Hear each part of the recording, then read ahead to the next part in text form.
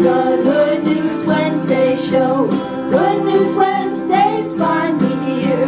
Let's stand up and give a cheer. Watch the boredom disappear, 'cause Good News Wednesday's here.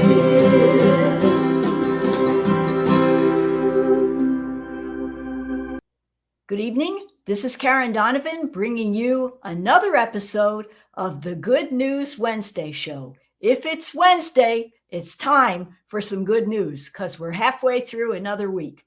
Tonight, we're going to be talking about multitasking versus single tasking. And if you're anything like me, you are going crazy with tasks, so we will get that covered. But first, our question of the week.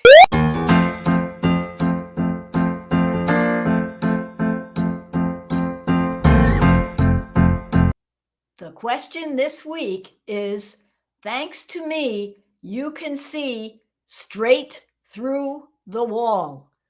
Who am I? Think about it.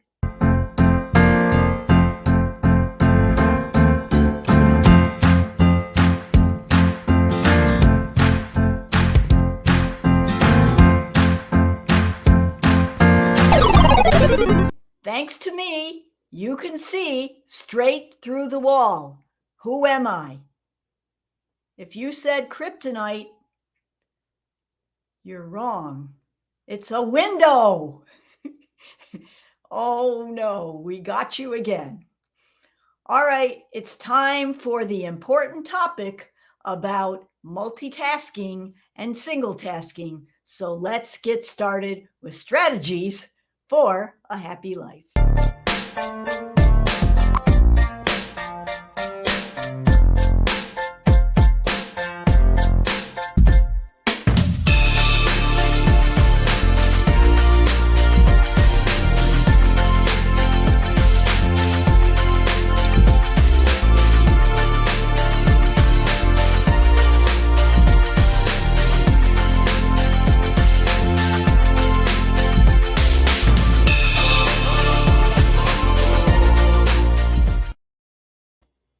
I read a story this week and it really touched me, so I thought I'd share it with you tonight. It's the story about just one small sip. Once upon a time, there was a woman who was lost in the desert for 3 whole days without any water. Just as she was about to collapse, she saw what appeared to be a lake just a few hundred yards ahead in front of her. Could it be? Or is it just a mirage? She thought to herself. With the last bit of strength she could muster, she staggered toward the lake and quickly learned that her prayers had been answered. It was no mirage. It was indeed a large, spring-fed lake full of fresh water. More fresh water than she could ever drink in her entire life. Yet while she was literally dying of thirst, she simply couldn't bring herself to drink the water. She simply stood by the water's edge and stared down at it. There was a passerby riding a camel from a desert town, and he was watching the woman's bizarre behavior. He got off his camel, he walked to the thirsty woman and asked, "Why don't you have a drink, ma'am?" She looked up at the man with an exhausted, distraught expression on her face and tears welling up in her eyes. "I'm dying of thirst," she said, "but there's way too much water here in this lake to drink. No matter what I do, I can't possibly finish it." The passerby smiled, bent down, scooped some water up with his hands, and lifted it up to the woman's mouth and said, "Ma'am, your opportunity right now, and as you move forward throughout the rest of this year and your life, is to understand that you don't have to drink the whole lake to quench your thirst. You can simply take one sip, just one small sip, and then another if you choose. Focus only on the mouthful in front of you, and all your anxiety, fear, and overwhelm about the rest will gradually fade. Just one small sip. It sounds easy, right? But I guess when that lady was in the middle of it, she was just too overwhelmed by the big task in front of her to drink the entire lake. And, I was thinking about tasks, and, everyone is kind of proud of the fact when they say that they can multitask. And there's multitasking, and then there's single tasking. So what's the difference anyway? Well, multitasking is the process of trying to do many different things all at the same time. And as my grandmother said, the hurrier I go, the behinder I get. You do a whole bunch of things, and then all of a sudden you found out you messed something up because you weren't paying attention because you were trying to get something else done. Has that ever happened to you? Now, single tasking is the process of just focusing in on one task and then seeing that through. Now, it can be broken down into different steps because a lot of times you can't hang in there to do a complete job of one project, but you can do a segment of it. According to a Harvard study in 2010, the problem with multitasking is that people spend 46% of their waking hours thinking about something else other than what they're doing. And what does that lead to? It leads to chaos and confusion. So what are the pros and cons of multitasking and single tasking? So in multitasking, it may be that it's more exciting because you switch between one activity and another real quickly. When you lose interest in one, you can go to the other. But the trouble with that is exactly that. You don't spend enough time. You forget where you left off. I don't know about you, but at work sometimes I'll leave a project. I'll write down even what I'm supposed to do next. But when I come back to it, I realize I have to backtrack a little bit and start over again. And the same thing with multitasking. Now, with single tasking, the pluses are you can focus in on what it is that you need to accomplish.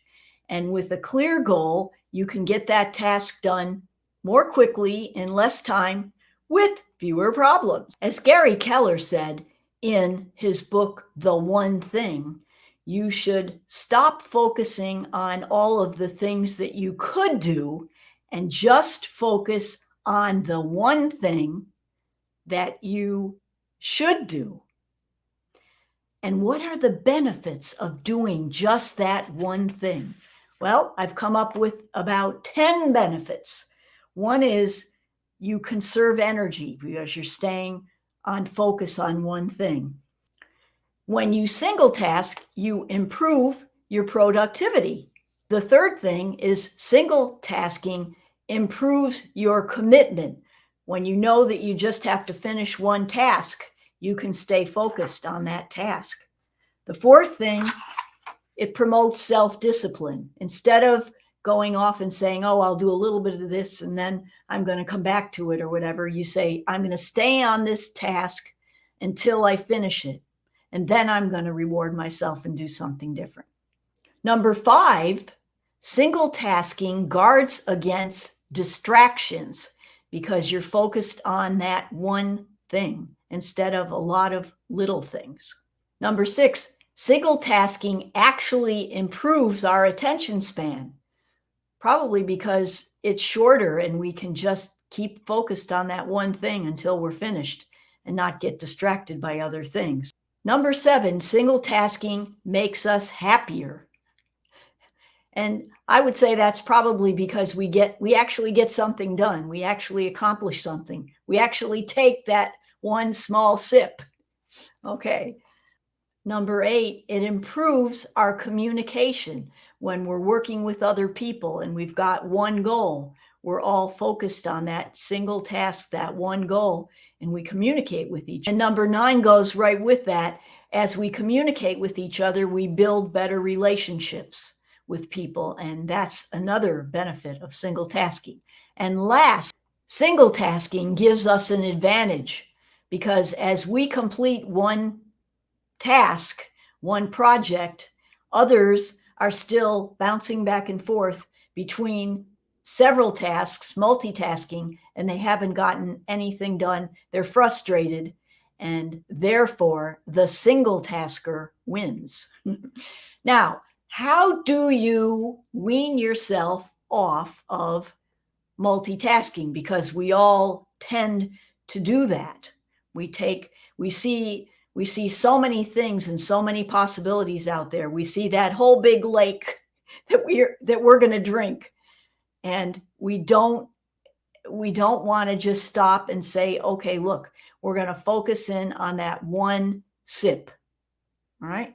So how do we do that? First of all, take a walk and just let your mind go, relax. Some people say don't even listen to music because then your task is now the music. Just let your mind relax. Number 2, stop checking your emails all the time. I know it's tempting, but if you keep focused on the one task and you start looking at your emails, your social media, your phone, what happens? Boom, you're gone. As they say, chasing squirrels. Number 3, make a list. It will help you to prioritize so that you know what is the one thing that you should be doing. The best use of your time, your highest priority. Number 4, I say this again, and I'm the worst offender. Move your phone. Don't look at your computer. Don't look at your email. Don't look at your social media. Just stay focused on your one task, and it'll get done quickly, and then you can reward yourself to look at your phone. Last but not least, make sure you take some breaks.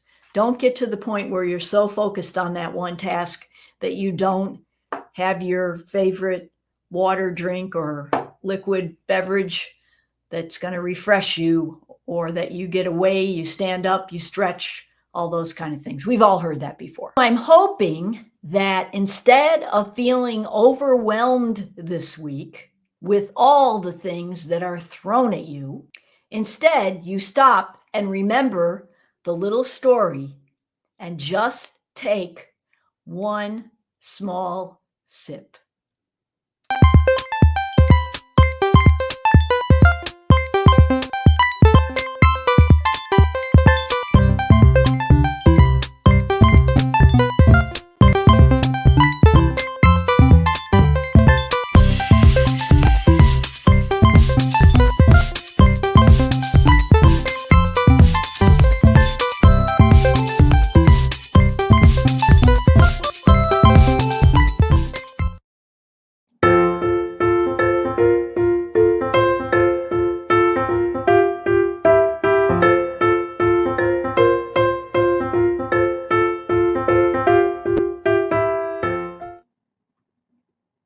Now, if you have watched the show before and you are used to my single task, which is we start out with the question of the week, then we go to strategies for a happy life, then we cover real estate corner question, and then we do the trivia contest.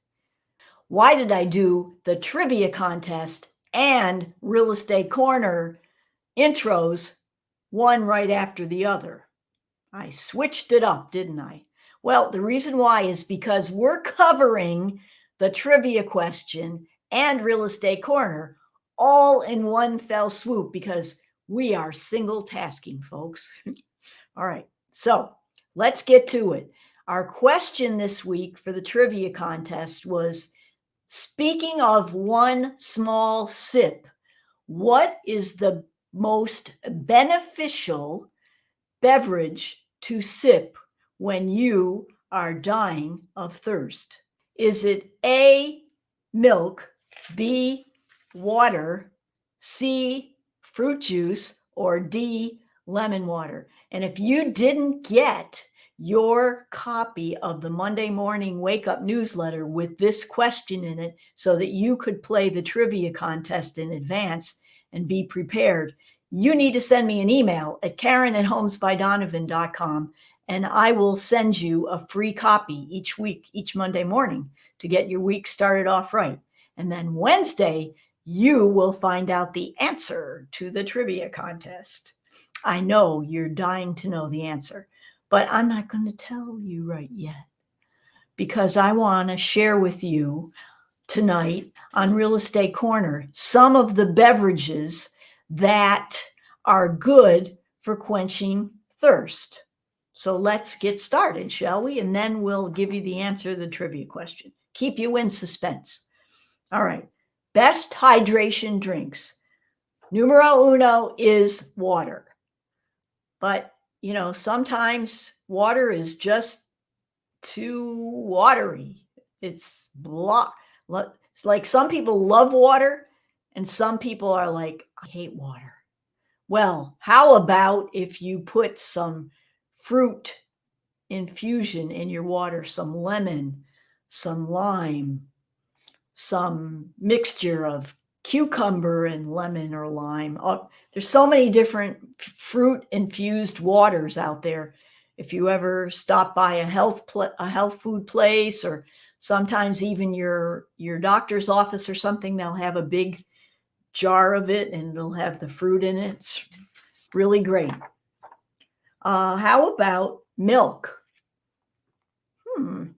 Now, I got fooled on this one because the thing is with milk is it's kind of thick, and you don't necessarily think that it would quench your thirst. However, milk has added benefits of nutrients, calcium and vitamin D.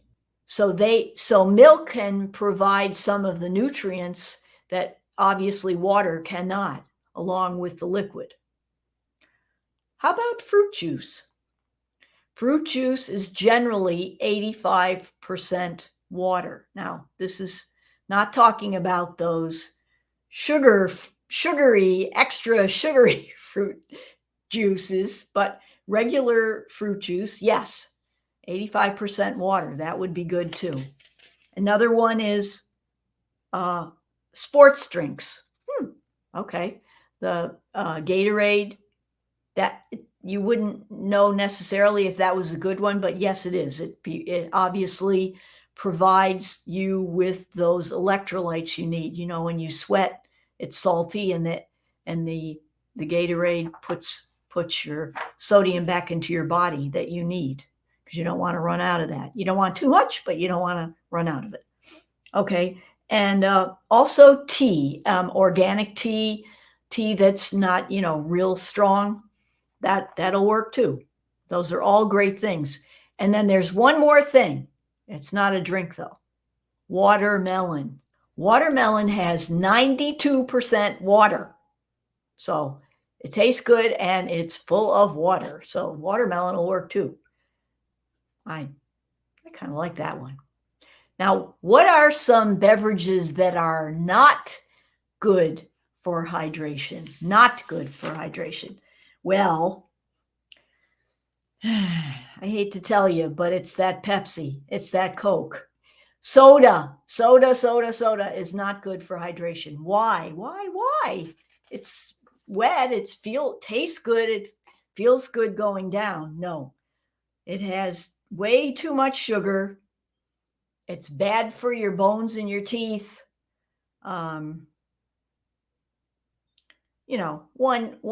One soda every so often is okay, but not even diet soda is very good for you.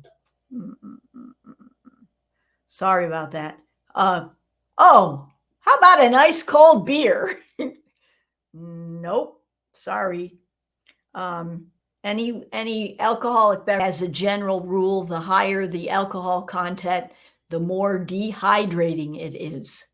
So that would be a no-no when you're just, coming in from 3 days on the desert with no water. Do not drink a cold beer, even if someone offers you one. Well, maybe just one small sip. Well, wine, you know, the same story.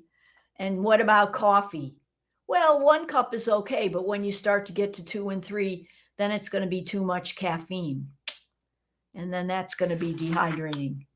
So, and what about like sweet tea and all those kind of things? Lemonade, sweet tea. I mean, that sounds so good on a hot day. It's the sugar, folks. It's got too much sugar. Sorry. So it's not really that hydrating. Tea with a lot of sugar in it kind of cancels out the benefits of the antioxidants in the tea.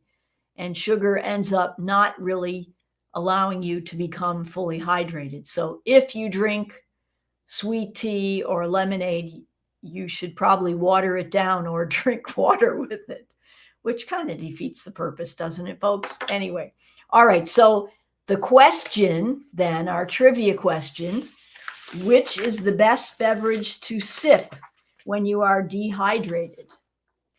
A, milk, B, water, C, fruit juice, or D, lemon water? The answer is